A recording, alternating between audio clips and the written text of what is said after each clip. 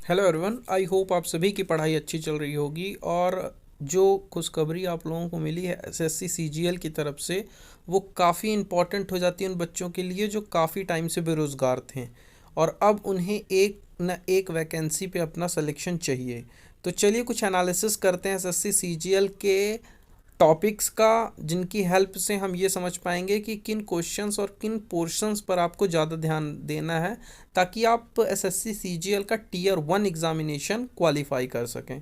तो सबसे पहले ऑड वन आउट से 3 क्वेश्चन देखे गए हैं, क्लासिफिकेशन से 2, complete the series, missing term, word analogy, counting figures, figure analogy और ईटीसी बहुत से टाइप्स के क्वेश्चंस पूछे जाते हैं। या आप स्क्रीनशॉट लेके रख सकते हो। अब इसकी प्रिपरेशन कैसे करनी है उसका मैं आगे डिस्कशन आप लोगों के साथ करूँगा, पर पहले आप ये समझ लो कि अब अगर आपको इंग्लिश में कुछ करना है तो इंग्लिश में कौन कौन से टॉपिक हो सकते हैं और सीजीएल में उनका वेटेज कितना रहा है। तो आप खुद देख सकते हैं, error detection very much important, 2 question आते हैं। सबसे ज़्यादा क्लोज टेस्ट में 5 क्वेश्चन आते हैं, तो आपको यहाँ ज़्यादा फोकस करने की ज़रूरत है। इंग्लिश में क्या पढ़ना है, क्या छोड़ना है, कैसे पढ़ना है, उसके लिए मैं हैंड रिटन आपको कुछ सॉल्यूशंस प्रोवाइड करूँगा आपके लिए। तीसरा जो है वो है मैथमेटिक्स। मैथमेटिक्स में percentage, loss, discount, SI, CI, ratio, partnership, time and work, average, ये सभी काफ़ी इंपॉर्टेंट है। Geometry, mensuration, algebra and coordinate geometry, ये आपका 10th बेसिस पर आता है, वो आप कंप्लीट कर लोगे। उसके बाद सीजीएल के प्रीवियस ईयर के कन्वेंशनल वाले क्वेश्चंस लगाओ, क्योंकि अब प्री का क्वालिफिकेशन करना मतलब थोड़ा सा टफ पड़ेगा। तो आई होप आप लोग इतना करेंगे। अब मैं आप लोगों को स्ट्रेटजी के बारे में बताता हूँ। इंग्लिश के लिए आपको क्या करना है। अगर आपकी इंग्लिश बहुत वीक है, आप हिंदी मीडियम से हो, तो आप सरजी क्लासेस करके एक यूट्यूब चैनल है, उसमें 25 लेक्चर हैं, पहले आप उसको देख लो और प्रॉपर नोट्स बना लो। उसके बाद आप अमन वशिष्ठ सर के वीडियोस देख सकते हो और notes, self notes handwritten बना सकते हो।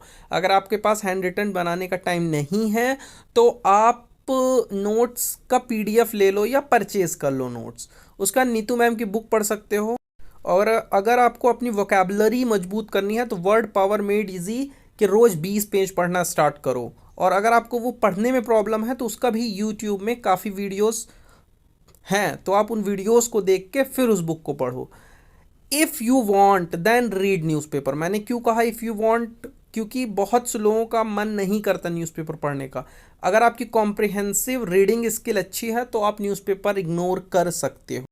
और सबसे ज़्यादा इंपॉर्टेंट बात, ये सब कॉन्सेप्ट जब आप पढ़ोगे सीखोगे, उसका टेक्स्ट बुक का पास खरीद के आप टेक्स्ट बुक में टेस्ट ज़रूर दो। डेली 3 टेस्ट दो। अगर आपने नाउन, प्रोनाउन, एग्जेक्टिव, प्रोवर्ब पढ़ा, चारों के टेस्ट दे डालो।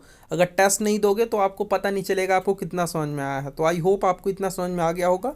अगर इसके अलावा भी आपके पास टाइम बचता है इंग्लिश के लिए तो आप standard book common with mirror से भी कर सकते हो। अब जो अगला अपना है वो है एप्टीट्यूड और मैथ्स के लिए। मैथ्स के लिए मुझे नहीं लगता राकेश सर की नोट्स से अच्छा कोई मीडियम है आपके पास। अगर आपने एक बार कोचिंग कर रखी है वेल एंड गुड, अगर आपने कोचिंग नहीं कर रखी है तो राकेश सर की नोट्स लो, सेल्फ मेड नोट्स बनाओ, उसमें प्रॉपर हिंदी इंग्लिश में अपने कंटेंट लिखो, प्रैक्टिस प्रॉब्लम करो। डेली 100 क्वेश्चन पर टॉपिक में अगर आप करोगे तभी आपका सिलेक्शन होगा। उसके बाद अगर आप टेक्निकल डिपार्टमेंट से हो तो गेट ईएससी के प्रीवियस ईयर के रीजनिंग एप्टीट्यूड के क्वेश्चन लगा सकते हो।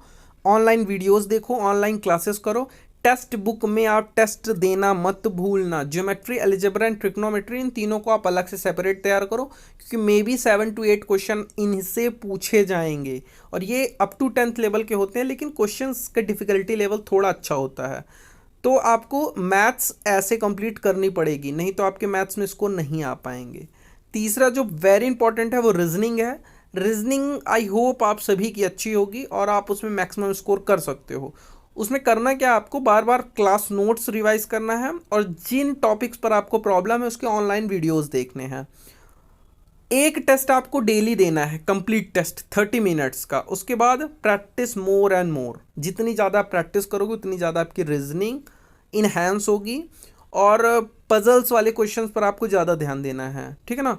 और इसके अलावा तो मुझे नहीं लगता रीजनिंग में और कुछ है। टेक्स्ट बुक की आप टेस्ट सीरीज से टेस्ट देना नहीं भूलेंगे। नेक्स्ट जो टॉपिक है वो है complete Hindi and computer and Hindi के लिए। तो देखो सिंपल सा है, आपको अगर कंप्यूटर और हिंदी के लिए ज़्यादा कुछ करने की ज़रूरत नहीं है, हिंदी सभी की अच्छी होती है। कंप्यूटर थोड़ा बहुत आप इधर उधर सर्जी क्लासेस वगैरह के कुछ वीडियोस से कर सकते हो।